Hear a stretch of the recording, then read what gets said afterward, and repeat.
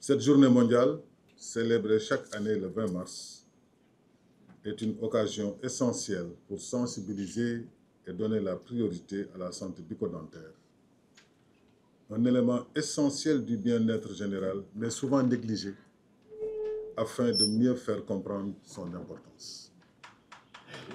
Dans le droit fil de l'objectif visant à instaurer une bonne santé bucco-dentaire pour tous, cette journée nous offre l'occasion de saisir qu'il faut saisir pour susciter un changement de comportement chez les individus comme au sein des communautés et pour exhorter les gouvernements, les organisations non gouvernementales et le secteur privé à œuvrer en faveur d'un environnement propice à l'atteinte de cet objectif.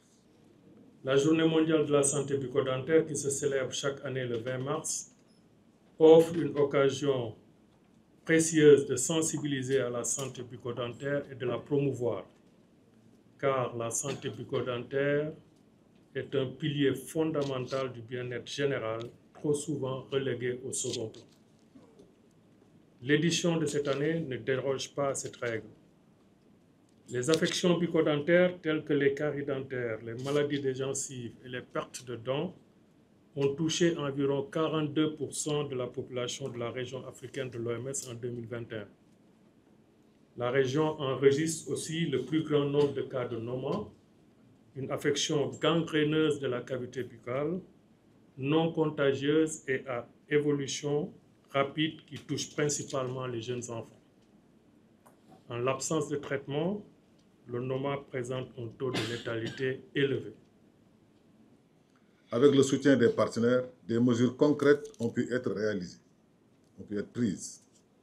Il s'agit notamment du renforcement des ressources humaines dentaires dans certains services de santé, de l'élaboration de documents de politique de santé bucco-dentaire, du renforcement de capacité des agents de soins, de santé primaire et des acteurs communautaires, du renforcement du système de surveillance du NOMA avec un dépistage et une notification des stades initiaux de la maladie, du renforcement des activités de sensibilisation, de dépistage et soins d'urgence au niveau communautaire, au niveau des écoles, des daara et des maisons. Quand on se rend compte que dans beaucoup de pays, dans beaucoup de structures, donc ce sont des illégaux qui sont là-bas. Rien que dans la ville de Thiès où je suis, nous avons donc des personnels qui travaillent dans des structures et qui n'ont été formés dans aucune structure de formation donc en chirurgie dentaire. Et c'est un problème. Donc qui interpelle non seulement le ministère de la Santé dans la pratique, qui interpelle aussi les autorités, en ce sens les autorités judiciaires. Nous avons énormément de dossiers donc, judiciaires donc, sur la table du procureur et aucune suite n'a été donnée. Pour cela, nous lançons un appel et nous demandons au ministère de la Santé de nous appuyer afin que, donc, que ces dossiers soient traités pour que l'exercice illégal soit banni à jamais de nos pratiques.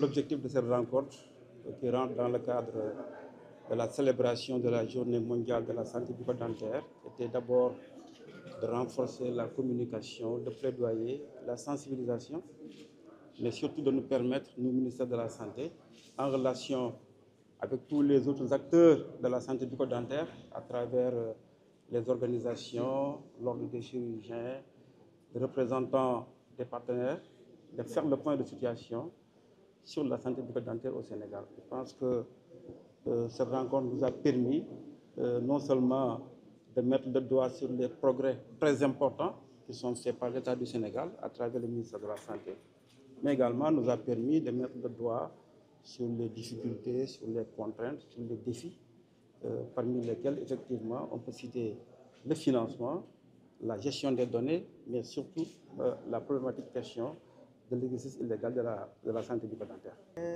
On peut parler des caries dentaires, qui est la maladie la plus connue et qui est la plus prévalente au sein de la population.